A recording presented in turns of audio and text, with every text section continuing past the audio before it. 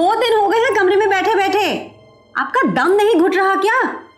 अरे आधे घंटे के लिए बाहर आ जाइए, कुछ खा पी लीजिए, उसके बाद करना अपनी लिखाई पढ़ाई। ऐसे नहीं मानेंगे आप, मुझे पता है आप कैसे बाहर निकलेंगे। हम भी देखते हैं आज आप कैसे बाहर नहीं निकलते। अरे ये तो सो रहे हैं। अवस्थी जी, एक तो इनकी किताब कलम जैसे हमारी सौत ही हो गई है, इनको इसके अलावा कुछ नहीं दिखाई देता। अवस्थी जी, अरे हमारी तरफ भी तो देख लीजिए। अभी देखती हूँ तुमको।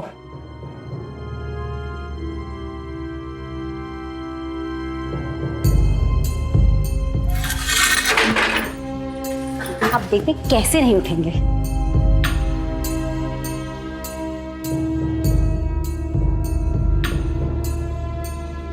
अवस्थी जी,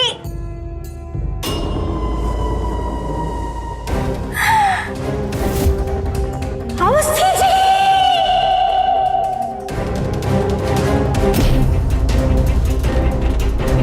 जो मौत की नींद सो चुका वो कैसे जागता?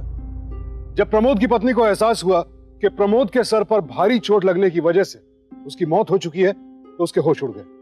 लेकिन इससे पहले कि वो कुछ कर पाती, किसी ने उस पर भी हमला कर दिया। आखिर हो क्या रहा था यहाँ? क्यों कोई एक ही परिवार के 2 लोगों की जान लेने की कोशिश कर रहा था? क्या थी हकीकत? ये देखते हैं।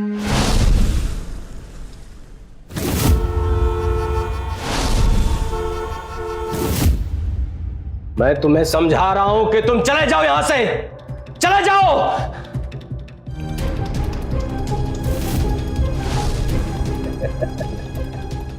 तुम मेरा कुछ नहीं बिगाड़ सकते, क्योंकि मैं आत्मा हूं जो अजर है, अमर है। हां, मैं आत्मा हूं, मेरा कोई कुछ भी नहीं बिगाड़ सकता।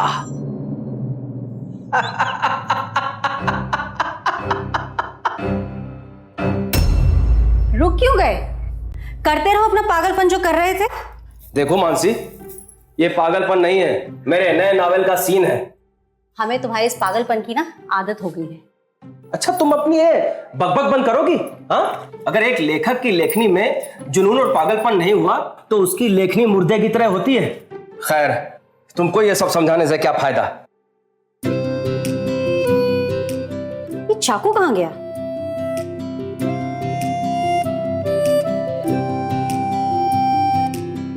तुम भी ना।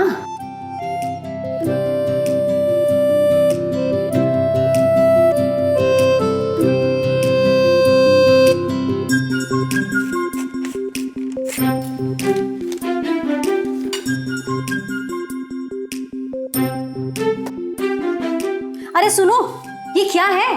तुम अभी तो सामने ही मौजूद हो ना, तो तुम्हें लिख के काहे दे रहे हो? मुंह से नहीं बोल सकते का? हमको जो बोलना था बोल दिए, ठीक है? अब हम अपने कमरे में जा रहे हैं। और सुनो, अगर ऊपर से भगवान भी आ जाए और प्राइम मिनिस्टर भी आ जाए तो आके डिस्टर्ब मत करना। अभी 4 दिन में हमको अपना नावल पूरा करना है।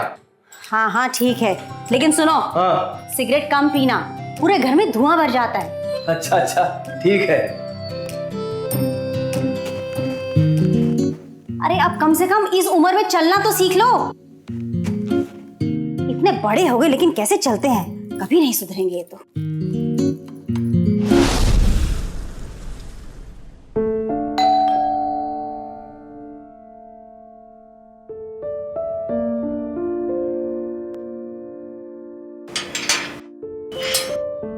नमस्ते माँ जी। इतनी देर कहाँ कर दी तूने आज? वो घर पे बहुत काम था आज। चला। और सुन, सबसे पहले तू झाड़ू पोछा कर, और हाँ, अवस्थी जी के स्टडी रूम की तरफ बिल्कुल मत जाना, वो बहुत बिजी है।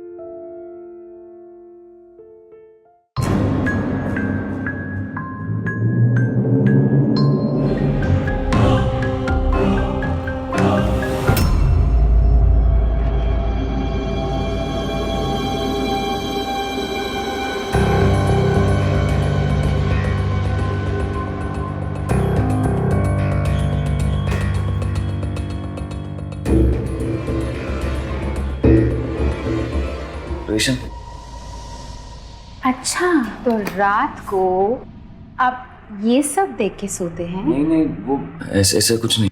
झूठ मत बोलिए हमसे। हाँ रेशम, देखो प्लीज मम्मी से कुछ मत कहना, वो पता नहीं क्या सोचेंगी। घबराओ मत, हम किसी से कुछ नहीं कहेंगे।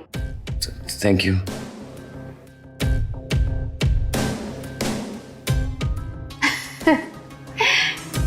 लगता है कि आप कुछ ज्यादा ही डर गए। घबराओ मत, हमारी बातें हमारे बीच में ही रहेंगी। थैंक्स।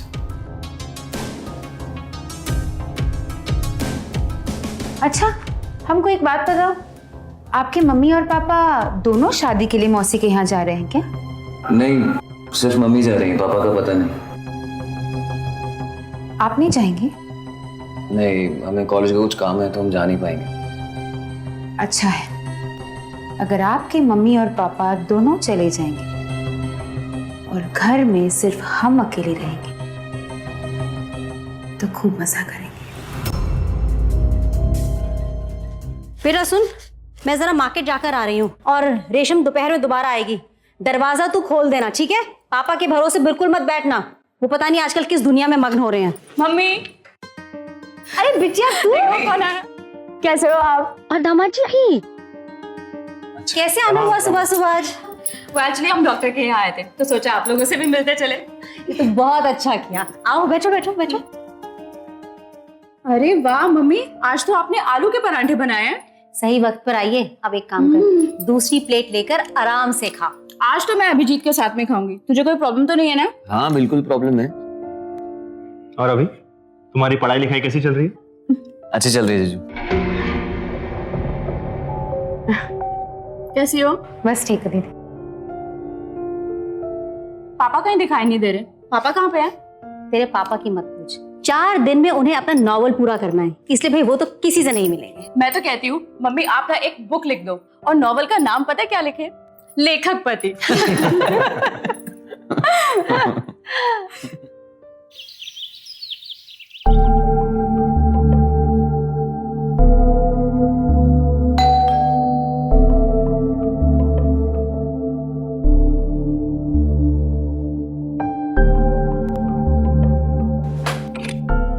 हाँ जी।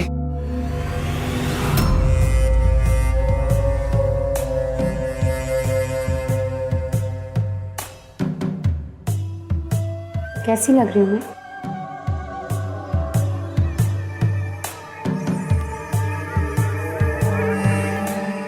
उस फोटो वाली से तो अच्छी लग रही है, पर आपको कैसे पता चलेगा कि वो ज्यादा अच्छी लग रही है कि मैं? उसके लिए मुझे उस जैसे कपड़े पहनने होंगे, है ना?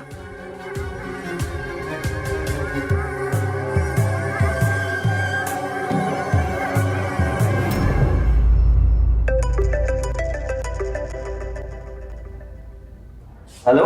हाँ निकल रहा हूँ भाई। हाँ आ रहा हूँ। हाँ आ रहा हूँ।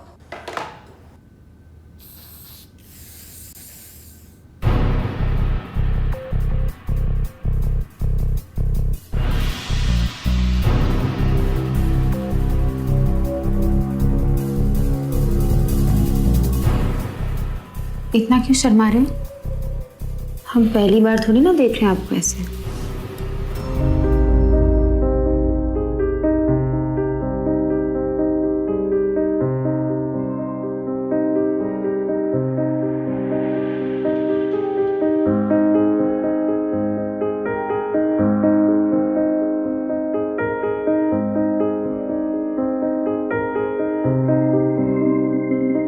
इसे भी अभी खत्म होना था।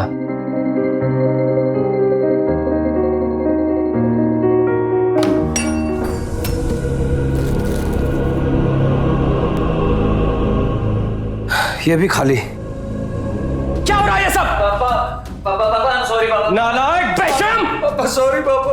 तो यार ये सब चल रहा है, मिट्टी में मिलाना चाहता अपने माँ बाबूजी का नाम। नहीं पापा, I'm really sorry पापा, गलती हो गई। चुप कर! पापा गलती हो गई। और तुझे तो हमने अपने परिवार की तरह समझा और तू कितनी गिरी हुई औरत निकली। तुझे तो मैं इस मोहल्ले में नहीं घुसने दूंगा। अब मैं भी इसकी माँ को फोन करता हूँ। पापा नहीं पापा, प्लीज पापा। चुप कर! पापा गलती हो गई पापा, प्लीज फोन मत करिए पापा, गलती हो गई पापा, really sorry पापा। पापा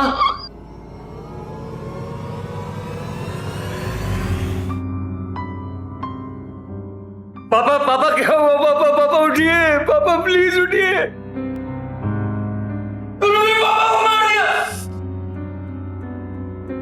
पापा पापा उठिए पापा। 16 से 20 वर्ष की उम्र बड़ी नाजुक होती है। कई तरह के मानसिक और शारीरिक बदलाव हो रहे होते हैं, और अगर बड़े होते बच्चों को सही मार्गदर्शन ना मिले तो उनका गलत राह पर भटक जाना बेहद आसान होता है। अभिजीत भी उम्र के इसी दौर से गुजर रहा था, लेकिन उसने ये कभी नहीं सोचा था कि उसका एक गलत कदम खुद उसके अपने पिता की मौत का कारण बन जाएगा। गलती हम सबसे होती है, लेकिन कई बार एक गलती को छिपाने के लिए हम गलती पर गलती करते चले जाते हैं। यही अभिजीत के साथ हो रहा था, और अब तो गलतियां करते करते वो रेशम के अपराध में उसका साझीदार भी बन गया था। कहाँ लेके? देखो, ज्यादा सवाल जवाब मत करो। मैं जो बोल रही हूँ ना वो चुपचाप करो। किसी भी तरह आज का दिन निकल जाए, रात को उस लाश को कहीं ना कहीं ठिकाने लगा देंगे।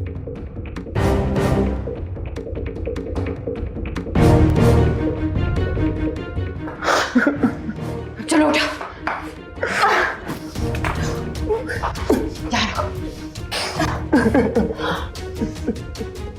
देखो, अब मैं जा रही हूँ। तुम जल्दी से ये दरवाजा बंद करके बाथरूम की खिड़की से निकल जाओ। क्यों? तुम्हारी मम्मी को लेके कि पापा कभी भी इस कमरे में काम करें। अब मैं जा रही हूँ। मम्मी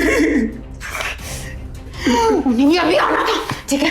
तुम जल्दी से निकल जाओ, ठीक है? दरवाजा बंद करो और बाथरूम की खिड़की से जल्दी से निकल जाओ, ठीक है? सुन रहे हो ना तुम?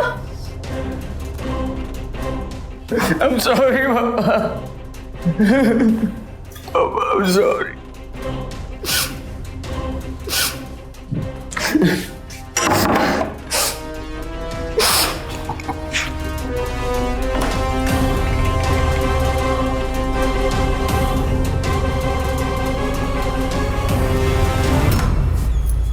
कितना टाइम लगाती है दरवाजा खोलने में?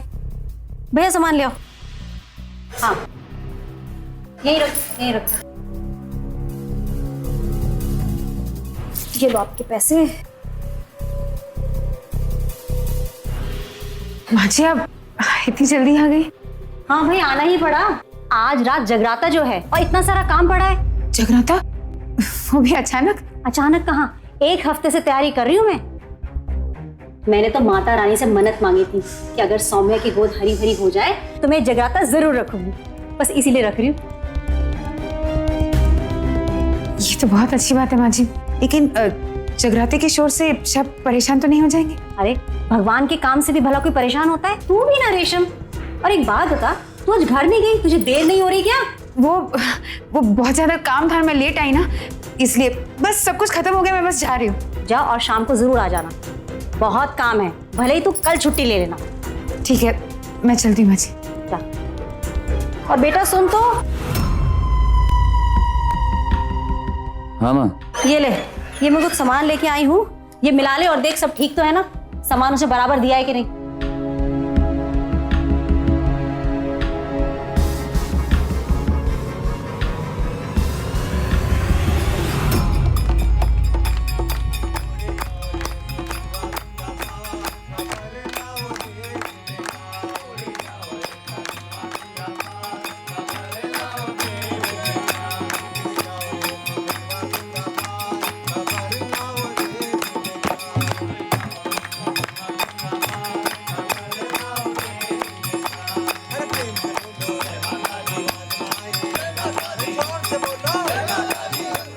मम्मी, कितना अच्छा लग रहा है यहाँ पे। सब कितने खुश हैं।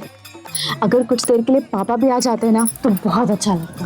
नहीं तो बात मुझे समझ में नहीं आ रही, इतना शोर शराबा होने के बावजूद पापा ने एक आवाज नहीं दी है। और इतना शांत तो कभी रहते ही नहीं है।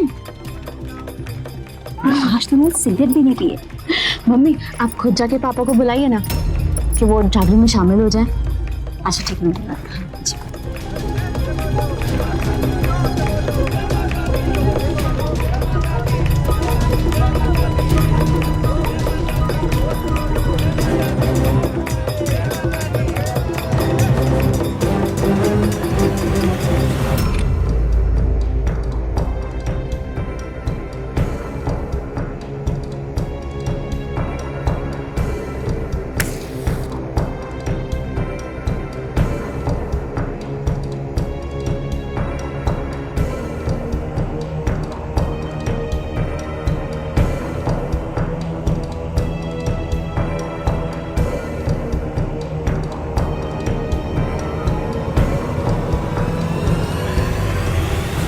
ये अवस्थी जी भी ना। अवस्थी जी, लो अभी अभी बाहर आपकी तारीफ करके आ रहे हैं और आपने फिर से सिगरेट पीनी शुरू कर दी। सुनिए, मैं ये कह रही हूँ कि आप थोड़ी देर के लिए तो बाहर आ जाइए।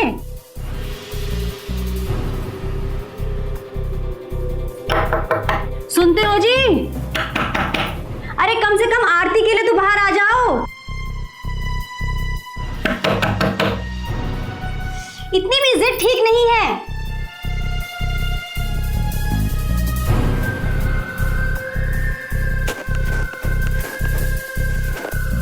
क्या हर वक्त काम ही काम, बस काम के अलावा कुछ और सोचते हो आप? अरे सुन रहे हो?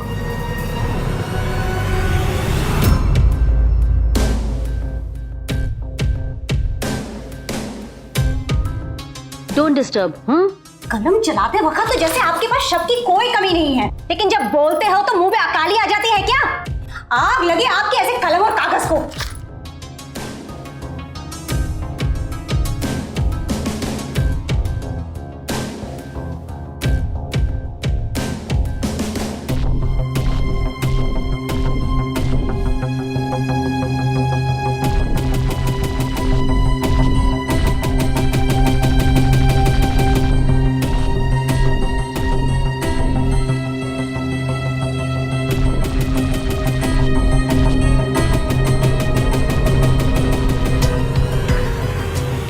ये लीजिए पंडित जी।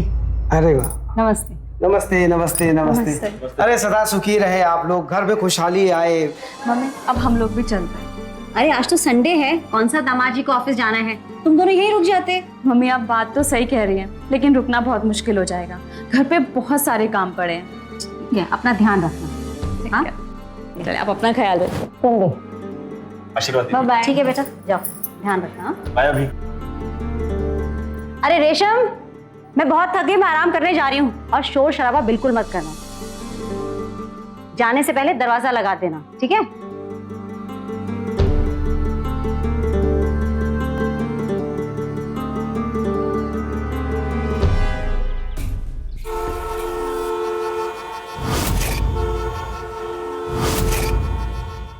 Take care, see you. Thank you. Saumya, मैं क्या कह रहा था, तुम बार बार मीनू की शादी में जाने के लिए जिद क्यों कर रही हो? तुम्हें याद नहीं है उन्होंने हमारी शादी में कितना नाटक किया था? देखो सौम्या, प्लीज बुरा मत मानना, मगर मुझे ना वो लोग बिल्कुल पसंद नहीं आते, इसलिए मैं तुमसे भी कह रहा हूँ कि तुम वहां मत जाओ। अनिकेत, आप आज तक वही बात मन से लगा के बैठे, भूल जाइए ना। देखिए, आपको पता है ना मीनू हमसे कितना प्यार करती है। ले दे के एक बहन है हमारी, उसी की शादी पे हम ना जाएं तो कितना बुरा लगेगा। देखो सौम्या, मैंने तुमसे कह दिया ना कि तुम वहां नहीं जाओगी, मतलब नहीं जाओगी, बस ये लो। सुनिए तो।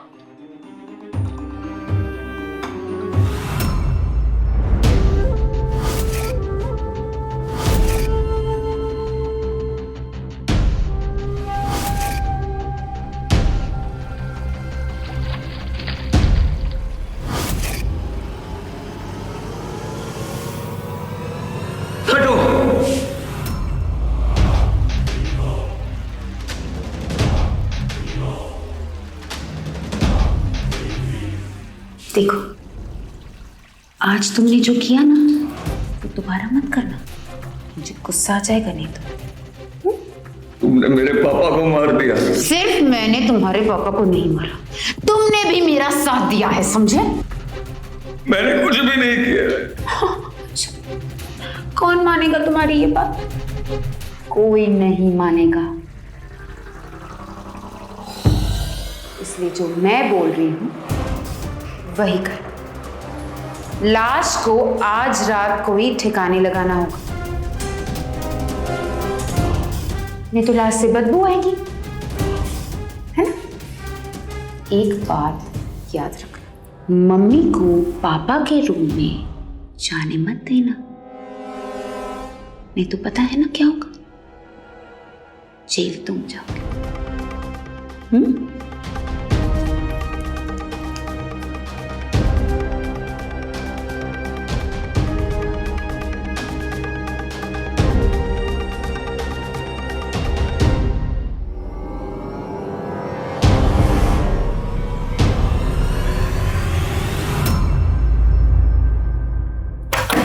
अवस्थी जी, मौन व्रत कब तक चलेगा? अरे आप लिखते ही रहेंगे क्या? बाहर आ जाइए, कुछ खा पी लीजिए। आज हम कुछ नहीं सुनेंगे। खाओगे नहीं तो दिमाग चलेगा कैसे? सुन रहे हो ना?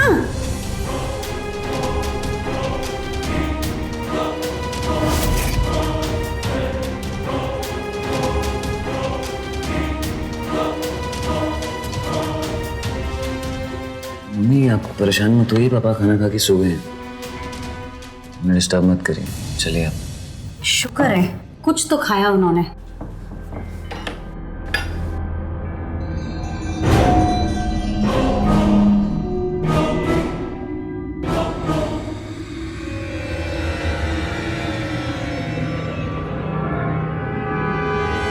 हाँ छोटी, तुम फिक्र नहीं करो। हम अवस्थी जी से एक बार फिर से पूछ लेंगे, लेकिन हमें लगता नहीं है कि वो मीनू की शादी में आ पाएंगे।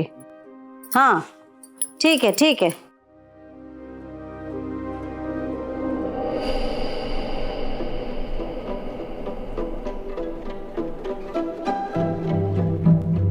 आज तो हम इन्हें कमरे से बाहर निकाल कर ही रहेंगे। अरे ये तो सो रहे हैं। अवस्थी जी, एक तो इनकी किताब कलम जैसे हमारी सौत ही हो गई हैं। इनको इसके अलावा कुछ नहीं दिखाई देता। अवस्थी जी, अरे हमारी तरफ भी तो देख लीजिए। अभी देखती हूँ तुमको।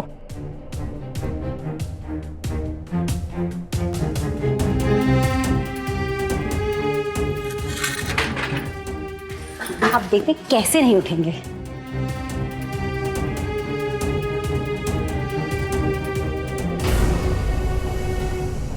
अवस्थी जी,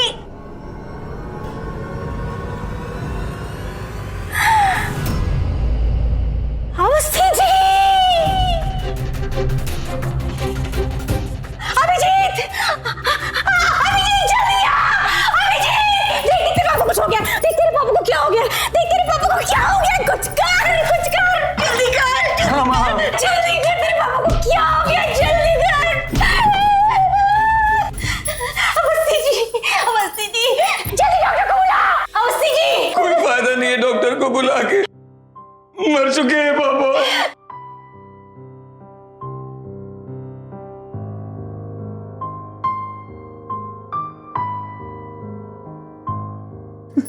क्या बोल रहे तू?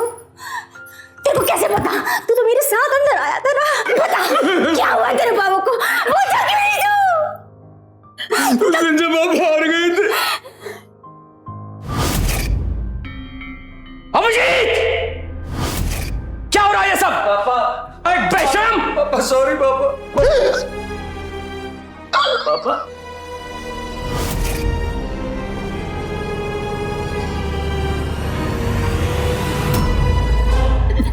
क्या किया रे? क्या किया? तूने क्या किया? क्या किया? हत्यारे तूने क्या किया? पापा को खून कर दिया। क्यों? क्यों तेरे मारा के? माँ, माँ। अब तुम्हें डरने की कोई जरूरत नहीं है।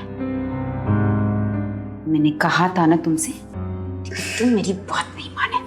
अगर तुम्हारी माँ पुलिस को सब कुछ बता देती तो? तूने मेरी माँ को भी मार दिया। तुम्हारी इतनी हिम्मत कि तुम मुझे हाथ लगाओ? हाँ? मैंने कहा था ना तुमसे कि अगर कोई भी मुझसे ऊंची आवाज में बात करता है तो मुझे अच्छा नहीं लगता। अभी मैंने सिर्फ तुम्हारे माँ बाप को मारा है। अगर तुमने मेरी बात नहीं मानी ना तो मैं तुझे भी मार दूंगी। अगर तुम मेरी हर बात मानोगे तो तुम्हारे साथ कुछ नहीं होगा। तुम्हें पता है ना कि अगर हम पकड़े गए तो हमारे साथ क्या होगा, इसलिए तुम मेरी हर बात मानोगे। हमें आज रात को ही इन दोनों की लाश को ठिकाने लगाना होगा, फिर मेरे साथ भी कुछ नहीं होगा, तुम्हारे साथ भी कुछ नहीं होगा।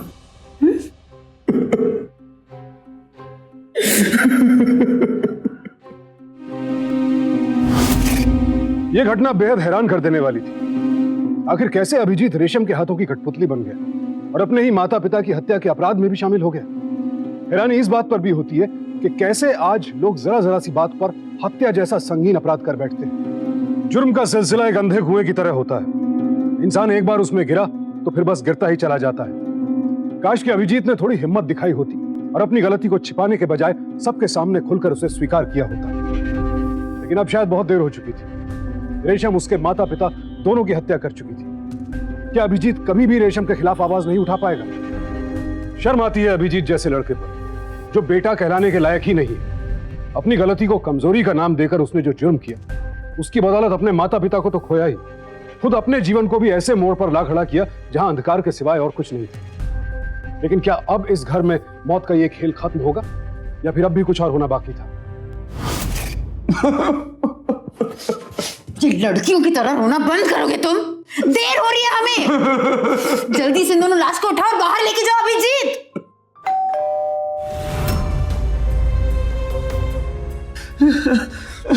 कौन है? देखती हूँ मैं। चलो हटो हटो।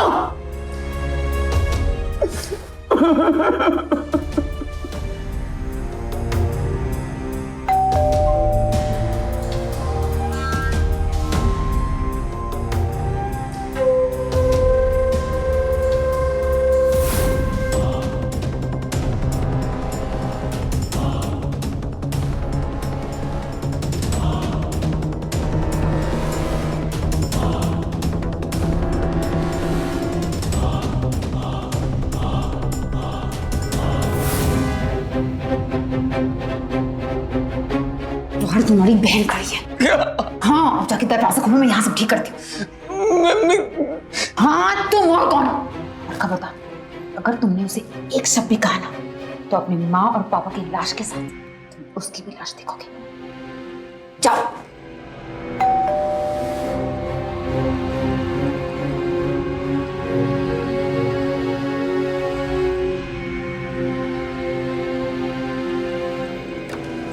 कितना टाइम लगता है तुझे दरवाजा खोलने में? दीदी आप यहाँ इस वक्त, मेरा मतलब है अचानक से। झगड़ा हो गया मेरा अनिकेत से। बार बार मुझे शादी पे ना जाने को बोल रहे हैं। मैं मीनू की शादी पे क्यों ना जाऊं? तो बस बिना किसी को बताए मैं चली आई। अब कल सुबह मम्मी के साथ ट्रेन पे निकल जाऊंगी। पर मम्मी तो शादी पे जा चुकी है। क्या? पर मम्मी की तो कल सुबह 9 बजे की ट्रेन है ना? नहीं, वो आज रात को 9 बजे की थी। आज रात की थी? ठीक है, मैं उन्हें कॉल करती हूँ। दीदी आप इस वक्त उनको फोन करेंगे तो मम्मी घबरा जाएंगी, और वैसे भी ट्रेन का सफर है उनका, तो वो सो चुकी होंगी ना। हाँ ये तो है, वो सो जाती है। और दीदी बेचारे जीजू परेशान हो रहे होंगे। ऐसे तो ना छोटी सी बात पर कोई लड़के घर छोड़कर आ जाता है। अब चलिए मैं आपको घर छोड़ के आता हूँ। मैं कहीं नहीं जा रही हूँ, और वैसे भी जब तक अनिकेत खुद मुझे लेने नहीं आएंगे मैं कहीं नहीं जाने वाली। दीदी इतना गुस्सा ठीक नहीं है। देख अभिजीत, तुम मेरे मामले में कुछ ना ही बोल तो बेहतर होगा। वैसे तुझे मेरे यहाँ रहने से कोई दिक्कत है क्या, जो मुझे बार बार वापस जाने को बोल रहा है? नहीं दीदी ऐसी कोई बात नहीं है, मैं तो बस आपको समझा रहा हूँ कि छोटी छोटी बातों को ना बढ़ाते नहीं है। खुशी खुशी अपने घर चली जाइए। मुझे कुछ मत समझा प्लीज। दीदी रेशम, तुम यहाँ इस वक्त? वो माँ जी घर पे नहीं ना, इसलिए हमें यहाँ रुकने के लिए कहा है। साहब और अभिजीत को खाना देना है ना, इसलिए। मैं आपके लिए चाय बना दूं? नहीं, मुझे कुछ नहीं चाहिए, मैं बस आराम करूंगी। ठीक है, तो आप माँ जी के रूम में आराम कीजिए। ठीक है।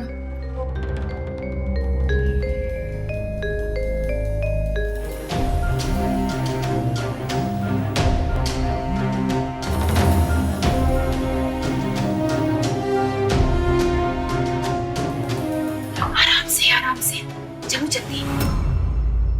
क्या कर रहे हो तुम? जल्दी से उठाओ, चलो जल्दी।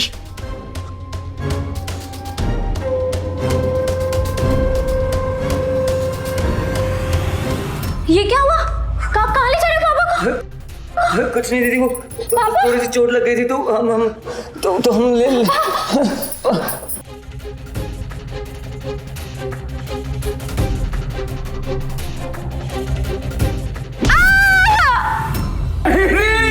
मैं आपको हॉस्पिटल लेके चलता हूँ। पागल हो गई तुम? दिमाग खराब हो गया तुम्हारा? अगर तुमने ऐसी कोई भी बेवकूफी की ना तो हम दोनों जेल जाएंगे, समझ में नहीं आता तुझे? पागल हो गई हो तुम पागल हो गए हो। और ध्यान से सुनो, मैं जो बोलूंगी तुम वही करोगे, समझे? कौन हो गया? मैं देखती हूँ, लेकिन तुम एकदम चुप, एक लफ्ज नहीं बोलोगे तुम।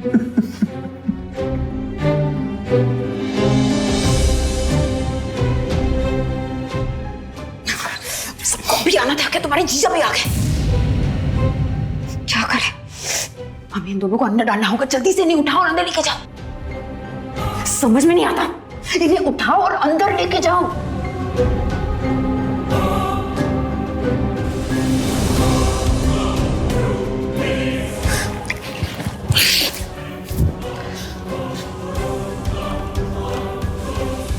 जीजू, दीदी ने कहा है वो इस वक्त आपसे बात नहीं करना चाहती, इसलिए आप यहाँ से चले जाइए। लेकिन तुम्हें कैसे पता चला कि हम बाहर खड़े? हाँ, वो उन्होंने आपको खिड़की में से देख लिया था, तो उन्होंने मुझे बोला ये मैसेज मैं आपको दे दूं। ऐसा कहा उसने? जी।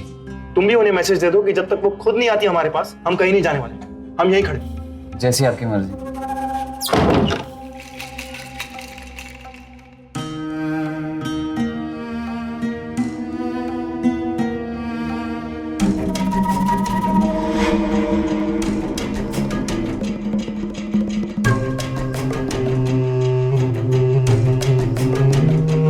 तुम्हारे जीजू ऐसे घर से बाहर बैठे रहेंगे तो लाश को कैसे ठिकाने लगाएंगे हम?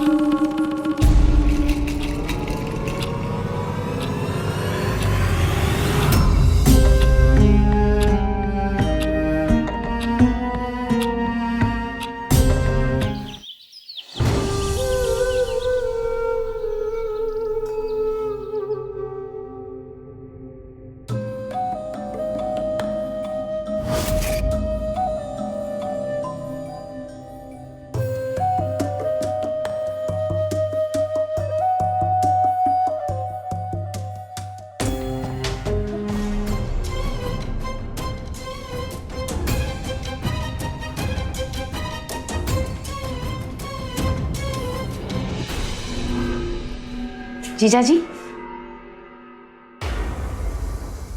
तुम? आप दीदी से बात किए बिना मानोगे नहीं ना?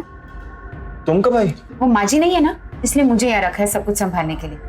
आप अंदर आइए ना। हाँ।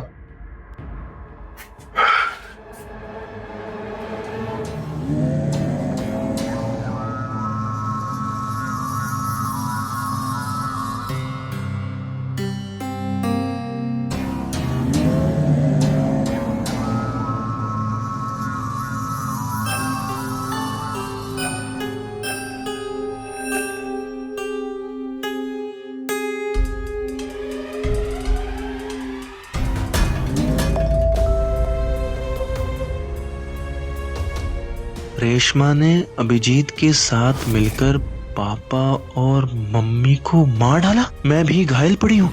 रेशम, तुम रहने दो, अभी हमें ऑफिस का एक अर्जेंट काम है तो हम चलते हैं। सौम्या से शाम में मिलेंगे, ठीक है?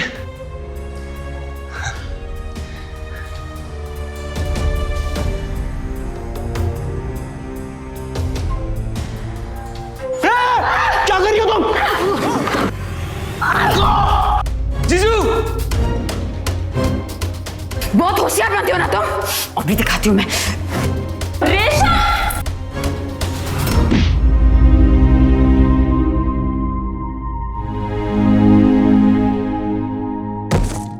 तुम ठीक हो ना अनिकेत? अनिकेत उठो। Hello hello police.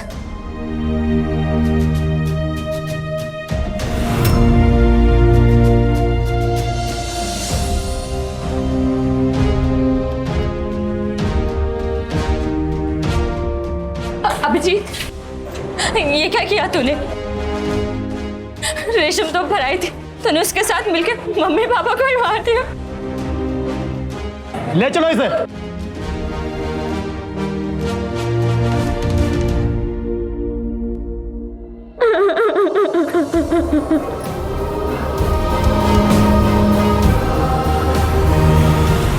आखिरकार अनिकेत की सूझबूझ और सौम्या की हिम्मत की वजह से असली गुनाहगार पुलिस की गिरफ्त में आ ही गए।